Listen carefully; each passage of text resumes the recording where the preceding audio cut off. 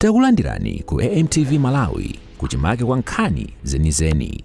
Ngati nkhani imeneyo kuno kulibe, dziwani kuti nkhani imeneyo ndi yabodza. Podcast imene tanena kuti tizikhala kucheza ndi anthu awiri atatu amene akudziwa kuyambira mbiri za dziko lino, imene chuma chimenera chiziyendera, tizitenganso machama na misika kumayankhulana nawo kuti tione kuti kodi dziko litingalikonze bwanji tonse ngati Amalawi.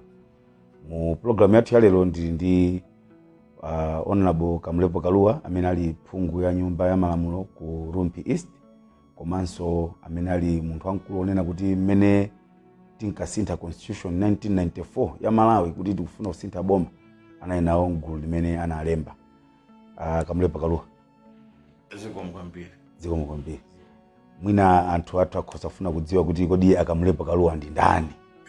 Okay, ine ndine ndithu Kamulepo Kaluwa, Malawi wenweni, ndakulira ku Mangochi, koma originally ndimachoka ku Rumpi, makolo nasamukira ku Mangochi nthawi imeneyo 1958-59, muzi mwakera mfumu yayikulu Mpondasi close ku Amakawa pamakawa pacha. Ndi kumenda kulira standard 1 nazapuma pang'ono kupita ku muzi, then kubweranso standard 3, 4, 5 mpaka 8 naliko mpaka kupita kuma secondary schools naliko kuchoka ku Mangochi pesa zinchito ndithu ujeni yake yose nali ku Mangochi. Ndino chifukwa chani ndili phungu ku parliament ku Rumpi chifukwa kuti makolo anga onse amachoka ku Rumpi ku Mlowe, ku Rumpi East kucha bambo ndi mayi. Ndifanya chinangona kuti yayi ndikayimire ku Rumpi. Moti apa mukuwecheta chiyawo? Kweyinji. Unetu miyawo kweyinji kwene miyawo wena mbuje. Yoyo. Tini nkhani zingapo zimene titacheze lero. Nkhani yoyamba ndi yonena kuti mmene boma limasintha kuti tichoke ku ndondomeko yokhala kuti Malawi tikhale ndi chipani chimodzi kusakhalenso zipani zina, kubwera kuti tikhale ndi matipate kamene onena kuti zipani zambiri. Inu munali very instrumental mu nkhani imeneyo, munali nawo makomiti amene masintha constitution, komanso mtsogoleri wa chipani cha DPP Professor Arthur Peter Mutharika anabwera nawonso kudzapanga zinthu ziwiri zitatu kuti akonze malamulo a dziko lino. Tatifotokozereni history ya constitution ya Malawi ndi mmene Malawi inayendera. Choyamba ndisanabwere ku fotokoza za constitution yathu imene inayo panopo, ndina kukamba pang'ono history ya constitution ya 1966. 1966 chinakomera Malawi kuti akhale ndi committee, more like committee imene nthawi imeneyo woyendesa amene anali chairman wa committee imene anali Malemu Aleke Banda. Chifukwa chani kunali committee imene chifukwa amasintha constitution imene inali ya colonial ya ma British. Nthawi imene chifukwa British alibe constitution yolemba, ali ndi ma conventions, ma piece ya constitution. Ndamafuna ife tikhale ndi a written constitution kuti tikhale na ndi chairman wake anali Aleke Banda. Ndi constitution imeneja munali makamaka article 4 imene imanena kuti Malawi muno musakhaleso zipani zambiri yayi, mukhale chipani chimodzi. Ndiponso constitution imene yonso inaliso ndi ka clause kena kake amati Dr. Banda at that particular time was a life president.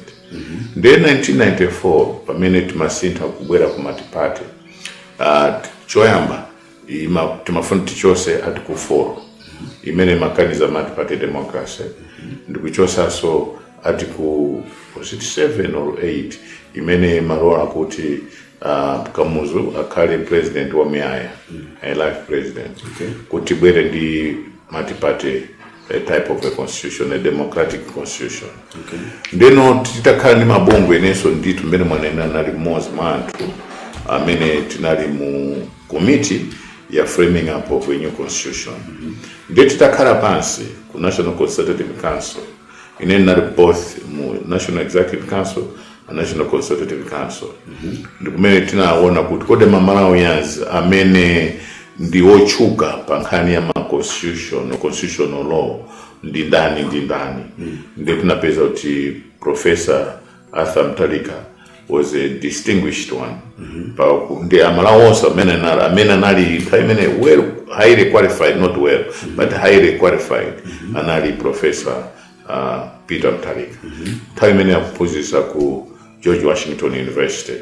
And so time tinamva so zambiri tinatenga background yake. Imene tunaiona kutani kwa America, matani pa Yale University and the like. Tinapeza kuti yeye was quite outstanding. They invited him to be a consultant on new constitution. Dana abwera kuzapereka ma views, tilembera paper, zambiri zimene tilembera zina ndizichula mene tukupita ndi interview hii. That's why anabwera kuzati sogolera pa nkhani ya new constitution imene lero tilinayo Malawi. So constitution imene tikugwisa ntchito lero ndi contribution yayikulu kwambiri ya Professor Arthur Peter Mutharika. Ndinene kuti muione it has his personality. Okay. In a way. Okay. Chifukwa mkati muone kwambiri Human Rights Commission, that was his vision. Okay. Law Commission, that was his vision. Okay. Fundamental principles of the Constitution, that was his vision. Chifukwa timafuna kuti tichite move away. Fundamental principles, section 12. No, the first sections. First sections, okay. Kuti for you to be a leader, you have to have sustained trust. Yes, the power to govern derives from the people of Malawi, therefore. Oh, that was his contribution. Yes, then again, kuti any law, any act of parliament, if it's not inconsistent with the constitution, that law, that act is null and void. So the fundamental principles of the constitution, I think he did that as well. He gave a lot of inputs in there. Then again, collective spirit, the constitution, what is this constitution again? It is a collective, more like a project. So tinabwera ndikuti that was his philosophy. Tinabwera nda agenda yonena kuti mutu mozi sutani susezenga kuti ndi constitution yathu. So out of because the constitution has 214, we had 214 sections of the constitution. So most of the, at least I would say, the fundamental ones, and discrimination against section 20, against people, whether you are from a certain region, kapena ndindani, kapena wakuti, kapena watijani, gender, na yosa nakaba kuti. He looked at, I think, at the philosophy of America. As discrimination is kuti sizabwino. So section 20 he also contributed to have it in the constitution.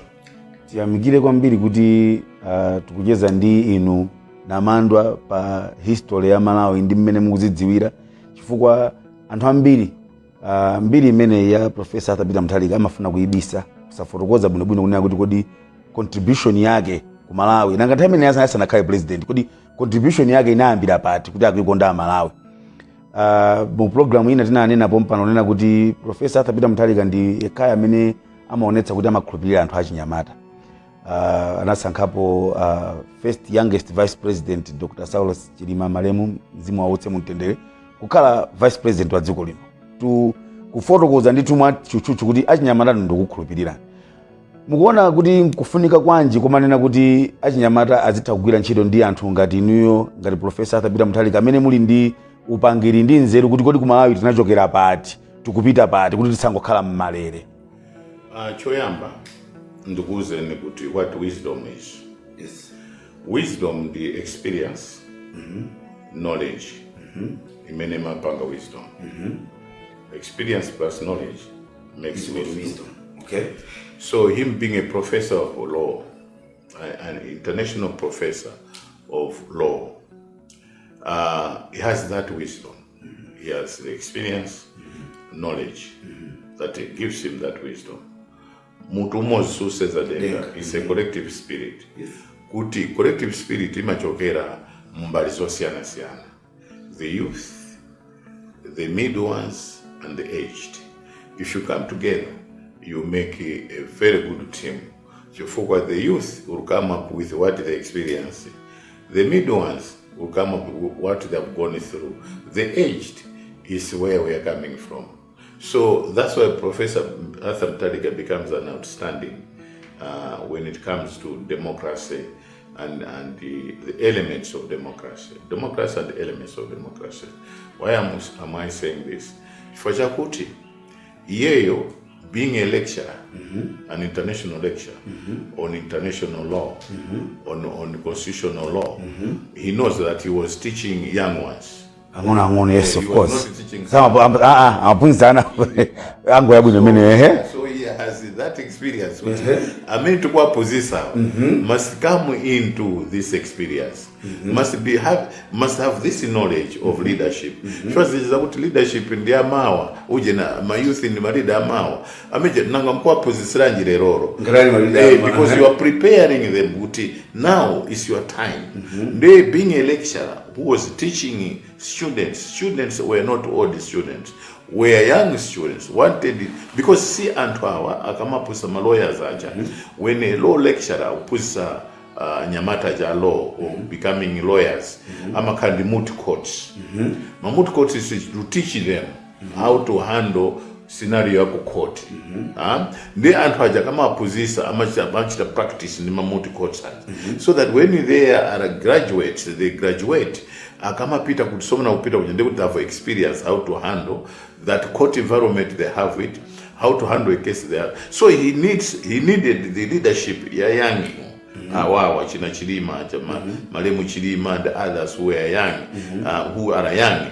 Utakabwera Awawa, they will come up with fresh ideas. Because see they're from that environment. So the aged are mafuna to maintain that environment. The old ones is to leave to these young ones, so that when they go, they have to know kuti apapa. Then you take over. Now also that with such most generations to come. Majeza mwanza tumuma manena kuti muntu akakhala kuti wanzeru wachinyamata amayenera kukhala ndi akulu kuti azikabako nzeru ndi kuti pagulu la anyamata anzake amaoneka wanzeru kwambiri. Komanso akakhala munthu khala ndi munthu wamkulu onena kuti anapanganso chinzake ndi achinyamata ngati mmene majezera ino ndini. Ndi kuti inunso munthu wamkulu mmakhalanso ndi nzeruso zina zonena kuti kwa akulu anzanuzo mmakhala ndi fresh idea anaja mmaoneka sodoloso kwa akulu anzanu. Blending imene yoyo imayenda bwanji kuti talangize kwa zinzathu kutsogoloko. Makamaka ndikulangizeni lero pa. Iyi ndi nkhani imene muitenge. Okay. Munthu ukakonda knowledge ya ma stages onsewa sukaramba. Okay. Sukaramba. Sukaramba. Okay. Ukakhala ndi squad iyi ndikuti umakhalanso ngati iwo. Kumajeza nawo ngati nyamata zawo. Zoti iwo ukaramba umabwereranso. Nada kuti ABM convention nada ngati mwambuye ntenge ndi azabuye ntenge azitenga kuti. Choya makhanda nyamata. Ndeno akakhanda nyamata aja usukaramba. Ndi ukakhalanso ndi middle ije nawonso makhala ngati iwo. Ukakhala ukuku ndikuti sono maziwa kuti squad iyi tili nayo mwanji. Munthu amene amacheza ndi all ages sakaramba. Okay. Ai. Kono nisumukalamba. Inde ka. Kwa idea is akalo imakawa akandiwa ana amacheza ngati nyamata kuti in fact ama upase fresh memories. Kukira kale Ndi kuti boma liyende bwino anaina kupanga zimeze chifukwa that is a class experience. From maganiza ngati nthawi imene maita 1994. Yes. You are generally lawyer ochuka kwambiri wakunja oziwika. Ziko la pansi. Ana muntu ovuta bwanji.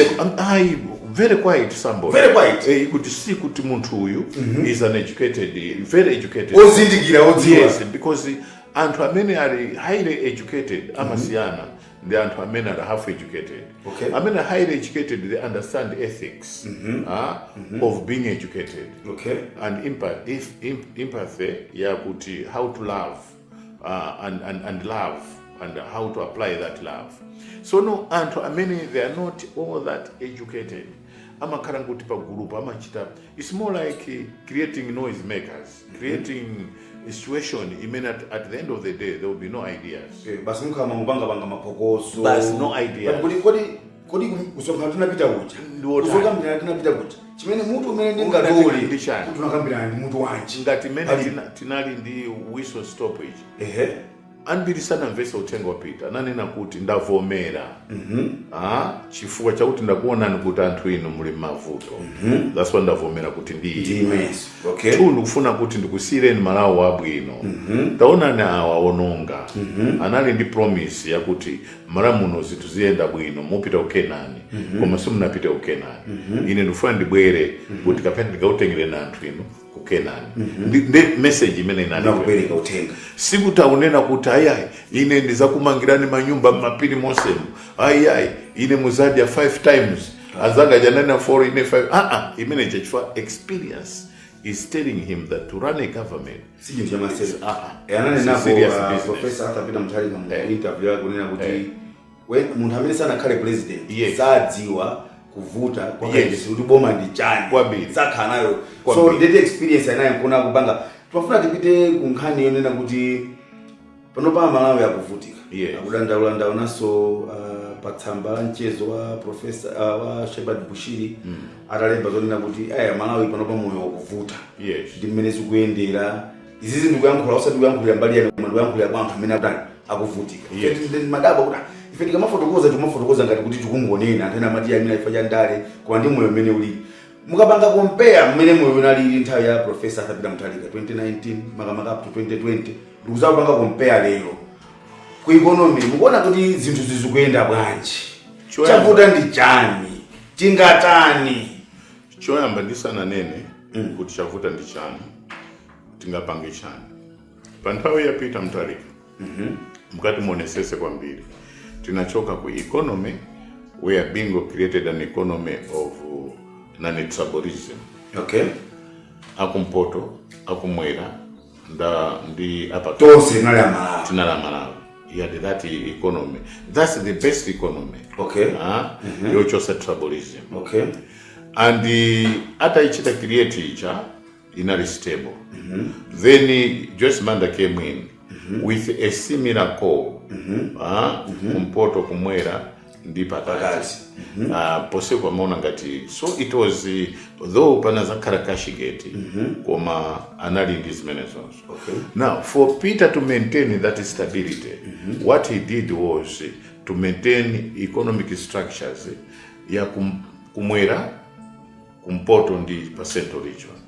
Kuno kumwera kunali government institutions. Kunali Makra inali kuno. Malawi housing inali kuno. Immigration inali kuno. MRA, yes, ili kunoko koma na yeso esara pangono kupita kuti kuno. Adimark head office inali kuno. It was creating jobs for these people. When creating jobs, these people had small businesses. When that small business, they were contributing to national economic development. Yes, mapanga chani, supply chani, all those things. Peter maintained that to stabilize the economy. But many zavuta panopo chakuti other districts mwachosamo economic activities. Other regions mwachosa economic activities. So the pressure in Central region. Akuti tu boma lieni lokhala Malawi modzi. Koma si choncho. In South Africa, okay, let me give you not a South African scenario. I'll give you American scenario. Capital city, Washington DC. Commercial city, New York City. Activities yama wanzata hawazisunzo chani Los Angeles, California. Yes. Za tourism and the like Florida. Zama steel ka chani manufacturing chani Pennsylvania. Za moto Las Vegas. Las Vegas. Zama gari moto ka chani Michigan. Yes. Ku Detroit. Kuigawa economic activity. Aza kenzo chita kwa Kongo. So no ndipo mozo kuchina makaka kuti district amati ngati mukulima inyo na ndolo kama kale Bangladesh isikhala kuti kukushare kuti nonse muzimaka contribute to economic distribution of wealth equitably. So kukusipena kuti apite uko kuzomba kujamia kunari old capital city university and other places should be there. like in prison inali kuzomba some says the kuzomba but there's no economic activity. Sure, they were renting, those people had all sort of things, children, churches, small businesses they were making there. Now mukwachosa anthu aja kupita ku Central Region mwasi anthu aja, they don't know what to do. They are strangers in that land, they are foreigners in that land, and they don't know where to go, how to do it. And ndekuti so pa economy timati demand and supply now mapanga create too much demand kulilongo mwina ngati lento zita ndipo mulolongo suka odula ukaokwera. It's more than demand. So mukupita so to super demand ija ku supply is not there.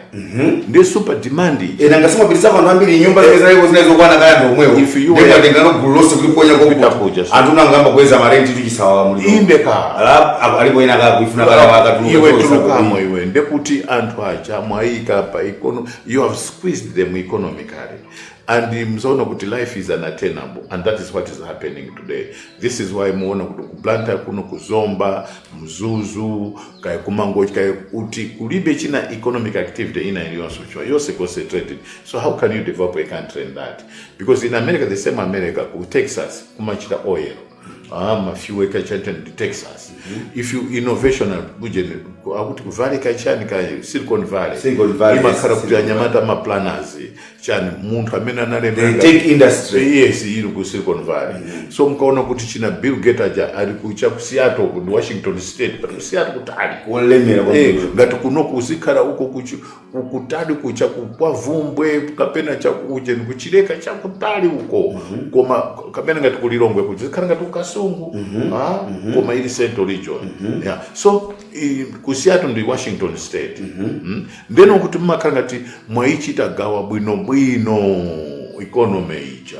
That's why America is great and the superpower. Chifukwa kuti amagawacho natenga history yako mene kuja chifukwa ndinakatenga kuno ku Africa mnakati chifukwa chani nena is. Now Tanzanians have also immigrated the same. The capital city yapita ku Dodoma. Yes. Some government officials are Dodoma, but commercial Dar es Salaam. And they are creating Arusha now to be a different diplomatic city. Diplomatic city. Then Tanga akoza support ya kuti izitenga mafusa Dar es Salaam yoka agawa so that you can be importing things through Tanga. Then kuri Mtwara ukuti na yamba pomba just across Nkatabe tinachita abandon imene janakati tubweresa pamene paje just a walk over to Nkatabe. Panop would be creating in Zambia, would be doing importation of exact highway from Nkatabe to Zambia. Bakiri analinaya nakasekulira but Mtwara uje kwa just abandoned. Then there's this railway imene kuchoka kumatizi kupita kunakara. Imapita with full of coal. Ubwera kuja empty muje. Marama kutumene ujazipa kila zima karibu toza ya ndi plan na kuti kali ndi inland Peter Mafona Peter IBM mana kuti ikamapita kuboka bwera return road isakale empty izitenga katundu izimaliza siya bali wonde hapa izipita no more Dar es Salaam. Amafuna zose za mutenga Tanzania muzitengera kuti even katundu importation cost ikale yotsika. Not only that, creating jobs cost kumachinga kuja mangocho so creating jobs mbaraka wose usakubwera kuno ya pressure angambira na tamanga namba global balonde bana exactly the information mwe napanga boom one side import so zitengera kumene kuja ndikuti you are creating up to Zomba even branta izibanga spread ndi kuzomba uko paka branta uko machingayo ndikuti kubalaka uko mpaka na mangochi ndeti paka mwanzo zote nawe uzafika nawo kuno anthu azisowa kugona kuja kubwera Mzomba kubwera kublaka azizikugona Mzomba penye pafupi wana awandikadeka. I'll tell you an example when you in Bushire yomweyo amene manena ukabwera 20,000 anthu aja lilongo yose jema zaza kupita kusalima Kasungu makafika no doa mwakama mchinji huko ndikuti you are creating a scenario, business scenario that you cannot even, it is just wonderful. So that is what Peter was trying to do. Ndiye chwacha chimnaona kuti Peter anaichita manage ujeni economy. Sikuti panachida. Malawi can change economically, but you need wise and dynamic leadership. Imene izona masompenya, izona kuti kodi kumene kulowera ndikuti. Anthu kumangocha ufuna chani. Anthu kuzomba ufuna chani. Anthu kulilonga ufuna chani. Akudowa ufuna chani. That's why Kamuzu anatenga airport ichi. Kuitisa rumba zozidowa. Yes. Koma naitenga part of Lilongo. Chifuka anafuna kuti ikaringa commercial area. Imene international and hospital manager. So they cannot say Kudowa. They should say Lilongo International or Kamuzu International. It should be within a city. Was creating jobs. And I chose kuja ku all the airport kuja. So it was too much in the city. And I put such a Kudowa kuja. It was creating jobs. So wasaja muzomumponira wasaja kuja. And numbers they started now manga manyumba and creating rural growth activities, economic activities that is needed. Malawi does not need agriculture only. You need even creating economic activity based on assumptions and the creation of excitement, economic excitement. It may generate money because as is Zunzu, as Amati andakatoka chani. In other countries, Jamati ama pereka chani na mwana wacha ponda. Ile abanga takaturama ndakatura and the like. Those people also create economic eugen. So alpama kazaza.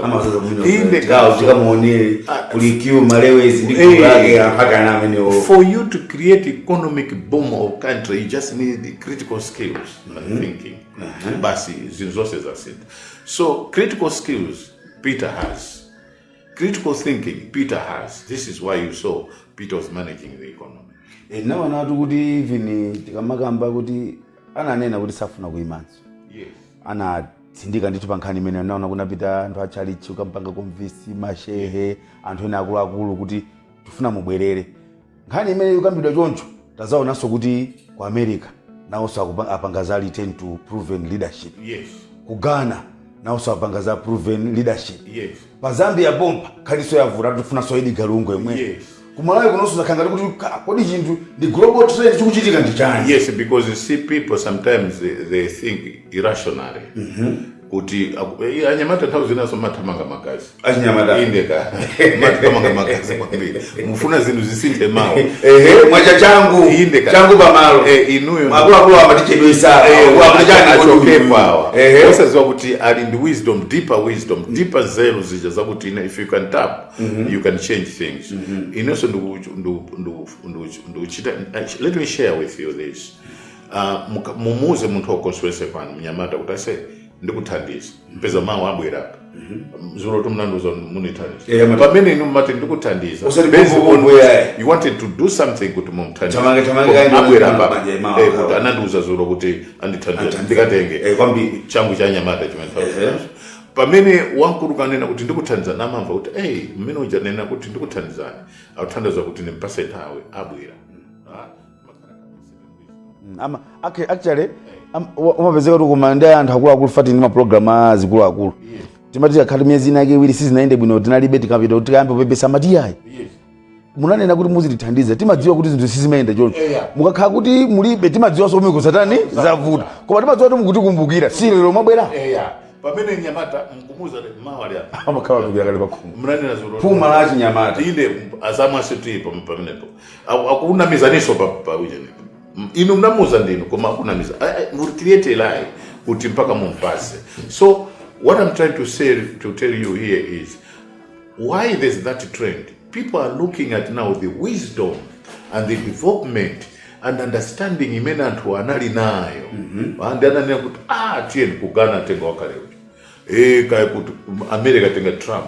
Under Trump things were better than they are today. Awanathamanga magazi anthuwa nyamata ufuna kuti alemere nthawi yomweyo. At the end of the day kumakhala economic chaos imene imakhala destructive. So inechimene neno trend yipita and munomo Peter bwerera because people that realize kuti wisdom and Peter tolerated democracy because it was part and parcel of that democracy. It was a constitutional child. He was a constitutional engineer. I mean, anachita engineer a democratic constitution. For him to go against his beliefs was difficult. sana vuta nangoda auti boma la banganya okay fine problem take yes itengani without any leo angamwe abasa nakombera koma pamene Peter said no take it and see how we can do. He was actually accepting his own vision. That's where the difference is. Collective spirit kaja constitution kaja indeka anako paka niposa zafana omvera amene mutimvera ndi umene mukutionera tikucheza ndi Honorable Kamlepo Kalua amene ali phungu ya nyumba ya malamulo ku Rumpi East. Koma lero timakamba mmene history ya Malawi, mmene constitution inakhalira, mmene asinthira contribution yawo, contribution ya APM ndi mmene dziko lili. Tikupita kai ku break tibweranso dziko.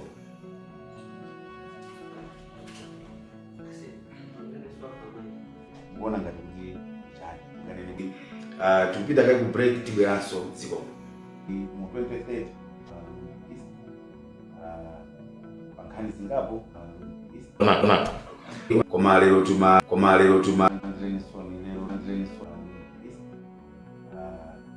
pankhani zingapo zinali pankhani ya mmene zikuyendera anafotokoza mbali imodzi yonena kuti chuma cha dziko singayende bwino ngati mutatenga maofisi onse akakhazikitsa malamulo amene akusokoneza pa mbali ina ya zimene zapangitsa kuti chuma chisokonekere kuona ngati kuti chani nganene kuti chuma chivute chisokonekere mmene zafikira tikapanga compare ndi mmene chuma chinalili nthawi ya Profesa Katika Mutali ndi chani pautulukanso report la IMF kunena kuti mu 2030 amalawi ambiri adzakhala osauka kuopsa kusiyana ndi mmene analili mu 2021. Vuto kwenikweni ndi chani? Choyamba mkati muonesese kwambiri zimene zikupanga muno Malawi economically anthu ambiri they are lazy, amafuna apeze chinthu pakamozi, and the Malawians are very different from other countries or other citizens of other countries. Choyamba one, Malawi akapanga chuma kapena akakhala kuti wapezako bwino ndiye kuti aliyese aziwa kuti uyu akupeza bwino, and amafuna aonesere andiziwe kuti ine ndinolemera. China andimva mazi kuti ineyo ndi ndrama. China chache sinimakhala serious pazimene timapanga.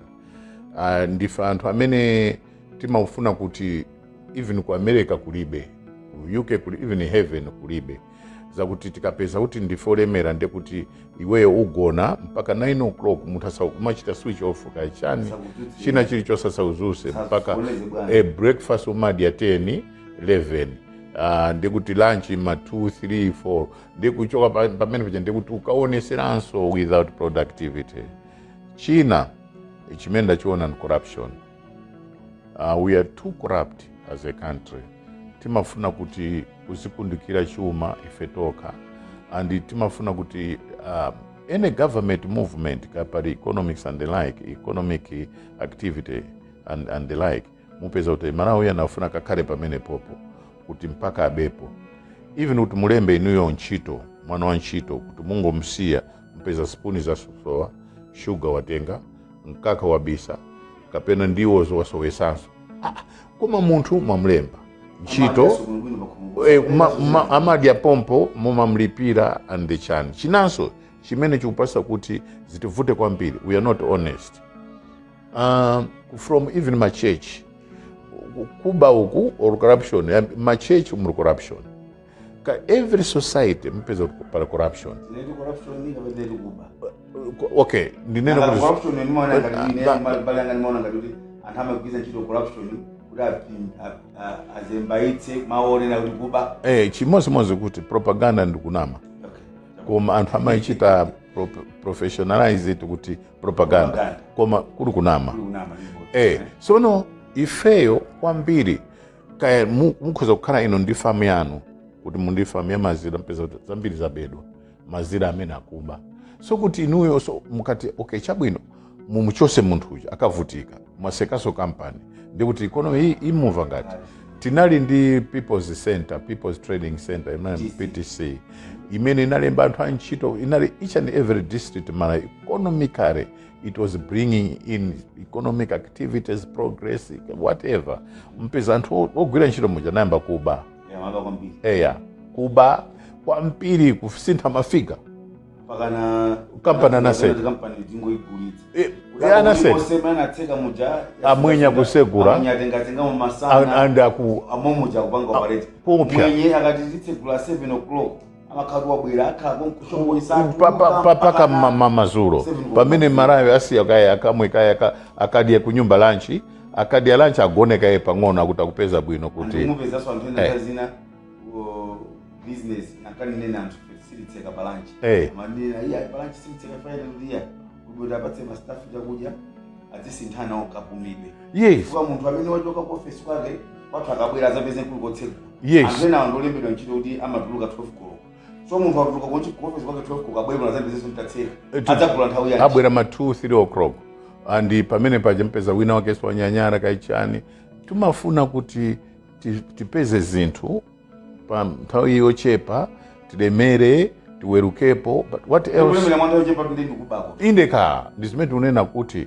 corruption ndikuba kwa chizungu kuba kwa chizungu the corruption zaboma zimene inuyo kuti kapena wina akayambepo kuti kayambe company imene ithandiza community mpeza kuti kanga chepe mumpasi zinthu zikubwera kuno for you people for you to benefit economically.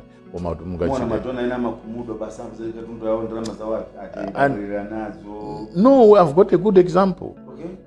2009, the IATA, International Air Transport Association, amafuna Malawi carry a hub of interconnection, whatever flights, an interconnector. Uti zose zibwere munomo. Because from Malawi to Britain is about 6 hours. From Malawi to South Africa 2 hours. To Cape Town 4 hours. To Mauritius about 4 hours. To Madagascar about 5 hours. To Egypt 3 hours. Then kuti kunogu geographically we are placed somewhere kuti when you fly is shorter than in Kenya, than in South Africa. Koma wina nabwera zija demand ija naika mtre kuti paka mpasepo kae zinapita ku Kenya. Ku Kenya so panopo sizukalaso bwino so corruption zapita ku Ethiopia.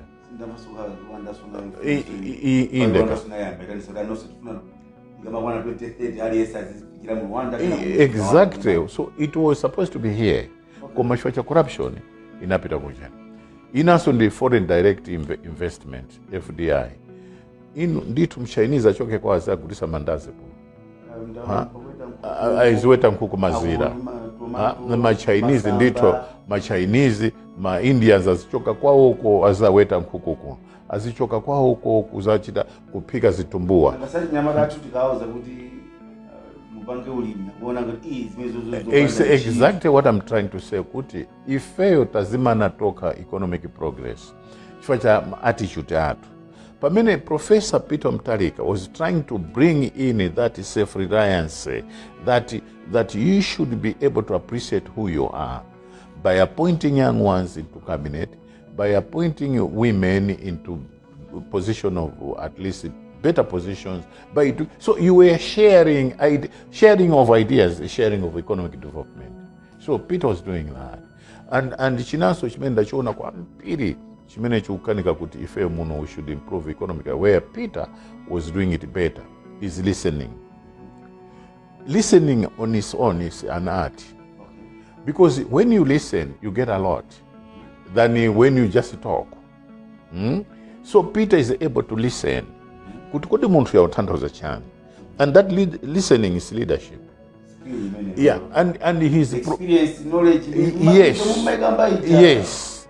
And he was promoting the different political ideas. He was promoting leadership, but not leaders.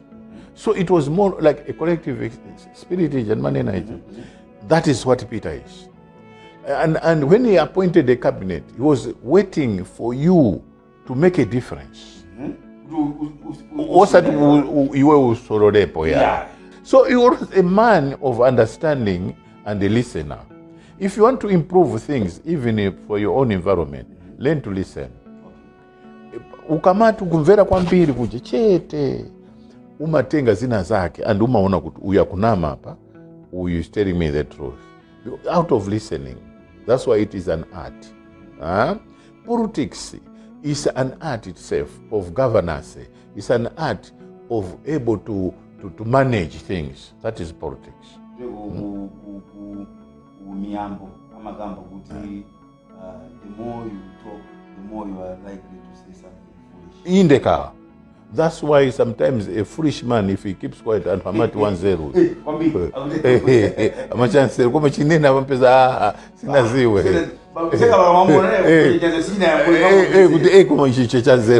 Yeah, because there is power in listening and the development in listening. Because you'll be able to develop even your ideas, even whatever the situation, you'll be able to manage because you're able to listen. So many people don't have that. And when you talk too much they create a scenario of distraction. Tauzina umagazikora nukumangidwa hapo iweyo. Chifanya kuti wanena zinthu zimene za kuti excitement indeka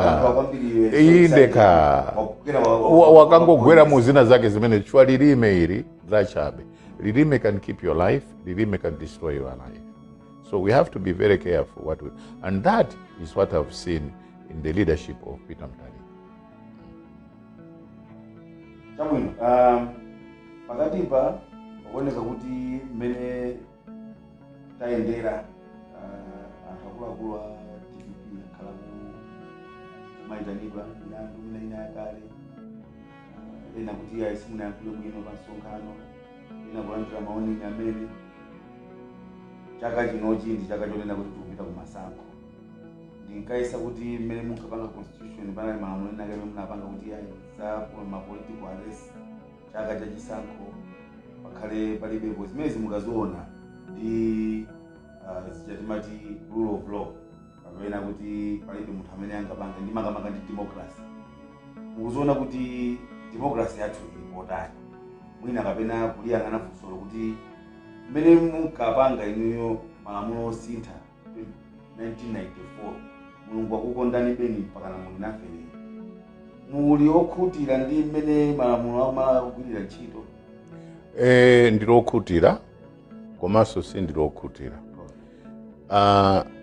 Sindilokhutira ndiyambe kayi zimenezo chifukwa chakuti democracy has duties and responsibilities. Ineyo si chifukwa chakuti democracy is allowing me to talk, then I should be shouting at you. No. I should have my limits to say this I can talk, this I should not.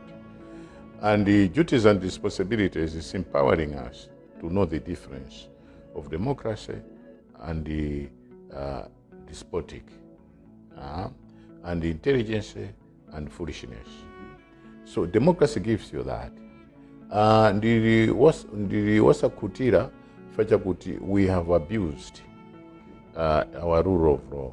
Sometimes you promise things that you will be unable to appreciate. And when people say kuti inuyo mnanena izi ndio makuya. Indeka ndinuyo amene mnanena izi ndio mwamba kuya. Aya chifukwa kuti mmanena zinthu without proper control. You control imathandiza kwambiri. Democracy is about knowing the right things and the wrong things. Democracy is about government of the people, for the people, and by the people. So when it's democracy for the people, and of the people, and by the people, you should be able to appreciate it, because I'm byproduct of democracy. This is what I should be saying. This is what I should be doing. Appreciating a rule of law. So it's not good kuti basi mzingoti a rule of law as long ndikushautani inuyo. A rule of law igwira ntchito if I respect it. If I don't respect it, it will be distraction. Kuli Malawi agenda 2016 mene akwauza chinyamata kuti aspirations athu zimene kufuna kuzakhala in 2063 kwanza kufika chaka cha 2063 zakhale ankonena kuti tikanilo income country zikhamoyo wapamwamba wabwino koma kuti zafike kumeneko kuti kugwise ntchito agriculture commercialization and productivity, kugwise ntchito urbanization komanso tipange mining ndi zina zotero. Mukaziyang'ana mu agendamu mwanena kuti bweranso kunkhaniza maganizo anga mwanena kuti tifunabe experience ya anthu akuluakulu 80% asima. Munalipo nthawi imene kunali Vision 2020. Mukayiona dongosolo limene lili la Vision 2063 kuti so anthu akuona ngati kuti kutali so anthu akufuna zapompopompo. Mukuona ngati agenda 2063 tikwanitsa kwa Chinyamata amene 2063 adzakhale alipo? Akhoza kukwanisa, akhoza osakwanisa. I will start with the Vision 2020. Vision 2020, it came in without a proper public awareness campaign. What was it? What did we want to achieve? Anthu anali ndi ife tinauza anthu kuti tinkanena kuti ndi chani. Mpeza zonse japanalibe.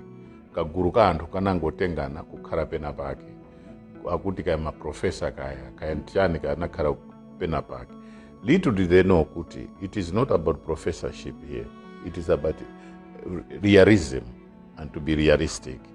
Kuti ndikatenga ripipa kukhala panopo kuti pange business imene amaziwa ripipa ni business yanji.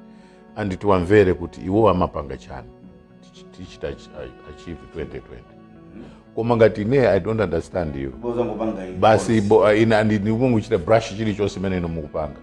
It's a tall order to achieve that Vision 2020 and it failed. Chifukwa cha kuti munali corruption, munali boza, hatred, regionalism, all these things. So it failed. And I don't see it succeeding in 2063. To begin with, Vision 2020 was more practical because it was within our lifetime. But the 2023 is debatable whether you'll be there, 63, whether you'll be there. Bora kuti ngati mzafika ku 84. Most of us will not be there. And most of the leaders that are championing this will be late. And we are not imparting that knowledge. Kwa Chinyamata. We are not accepting them to be leaders today, so that when we leave, they should know and learn. That's why Peter comes in. Yes. But now, it can be realistic and practical if we can have regional economic integration. Okay. Let the countries in Southern Africa come together with one economic unit, as one economic unit, with one currency. Then we will be pushed over. Kutitenga ngati matumbaja kuti tapakirani momo bora akafike.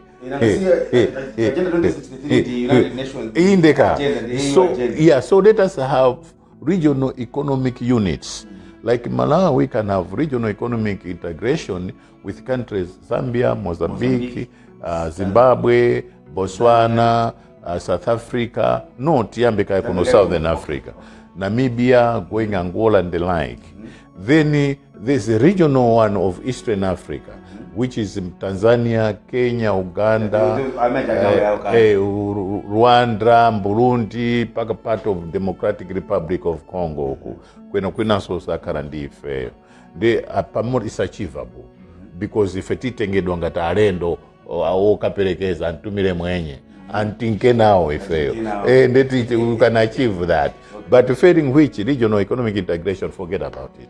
So how does Peter come in more Agenda 2060? He comes in because Professor Mutharika, he comes in. Yes. Yeah, he comes in because he has got a vision of promoting young ones to be in the leadership. Okay. He is also, if you look at it, collective spiritage, it tells about us and our regional partners. There was a need, pakati panati regional cross-border trade. That was a way to that. Cross-border trade. We should be trading in our own currencies, like what Russia is doing with BRICS. That we should have currencies that are, you can take kwacha, buy something in South Africa. You can take South African rand, buy something in Mangochi. That is regional economic integration. Slowly, then we'll find a common European Union, Euro. Because they were pushing even poor countries alongside with them. So Peter had that vision. And if Peter can be given a chance now, I remember, and I know it, not only remembering, but I know it, he will do that. And it will be a different Malawi. So let us give him a chance as well. Kamuleko Kaluwa kuti nthawi imene ikutithera mwina zinthu ziwiri zitatu zimene mungathe kufotokoza kwa anthu athu omvera amene as we are waiting for proven leadership or return to proven leadership, choyenera kuti anthu athu achite ndi chani, chifukwa kuyankhula kunena kuti tatopa nazo zinthuzi ndi kwina. Pano anthu akukalembetsa, anthu ena ambiri ku southern region zimaoneka kuti sanalembetse mokwanira, ena amafunira alipidwe kuti akalembetse. Tafotokozerani anthu athu kuti kodi tikati democracy ndi zimene tikufuna ngati tatopa nazo zinthu, mphamvu imene amakhala nayo munthu 5 years inaliyonse makhala mphamvu yanji? Choyamba ndinene example iyi, ife tisiye kunena zinthu zimene zopangisa kuti tichite destroy country yathu. 1994, Dr. Banda was 95 years.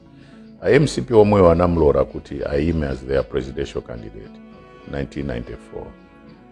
1994. Anaima. Ku America, amene outgoing president are 80 something, are 85, Biden, or 83, 80 or something like that. They never looked at the age. They looked at the leadership that he may offer. And panopo Donald Trump, this year 79, Akara 80 something like that. They are looking at, does he deliver? Who is with him? So for them to say, Peter Asaime, just because America has offered us an example. In UK, they started with these young ones. Punari Trace, and Trust failed dismally. Anabwera uyu kamwenyaka failed also dismally. Kubweresa chukulire ena jaso analephera poso. Uyuso amene ali apa naso angopanga zake. Anyamata tu amenewo. Ku France kulika nyamata kanali 42 nthawi imene kamatenga leadership.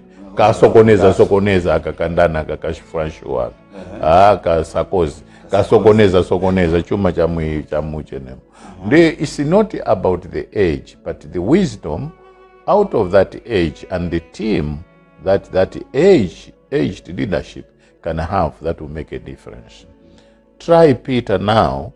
Why I'm saying try Peter now? Because it will not be Peter per se.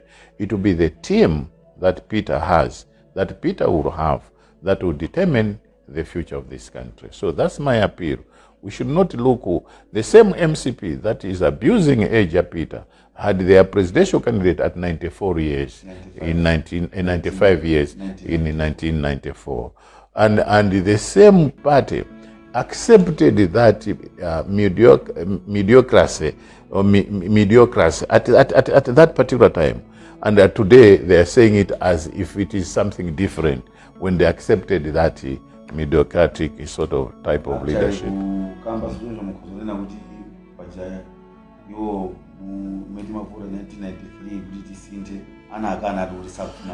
Yeah, zimene neno kuti iwo akususana ndi zimene they stand for. So that's my appeal, kuti talk things that are building national unity, no regionalism, no sectionalism. Let us make Malawi one country and build this country. That's my appeal. Mukabineti angotenga ukamwina anthu mpaka na 10 ya Central Region, Southern Region besanatenge wolo munthu mmodzi. Zokha zimene mukambazo zonena kuti Malawi tikaena Malawi wabwino. Zinthuzi equitable distribution of wealth zimayambira so pamenepo kuti district yanu atengako munthu mukabineti ali nawo part of the process. So ndakumvesesani kwambiri Kamuleko Kaluwa nthawi imene yachita njiru zakukhulupirira kuti tsuna mudzabwera zakambe tifuna timveno bwinobwino history yeniyeni ya Malawi kuchokera 1959 kuzabwera kuti tinali ndi multi-party I think 1961 mpaka 1963 mpaka mmezi masintha 1964 muzatifotokozere the 1964 cabinet crisis ndi zina zotero mukuoneka kuti inu ndinamandwa pa nkhani imeneyi tifuna tisunge history. Anthu ambiri amaoneka kuti zakale amakhala imenezo ntchito, koma pamakhala mawu anena kuti history imazipanga repeat yokha. Zikomo kwambiri omvera memuna inafe lero chinakomera pamlepo kaluwa tidayitana kuti abwere tikhale nawo pa TVP podcast mkhale tsiku labwino. Zikomo. Osayiwala kupanga subscribe ku channel ya AMTV Malawi.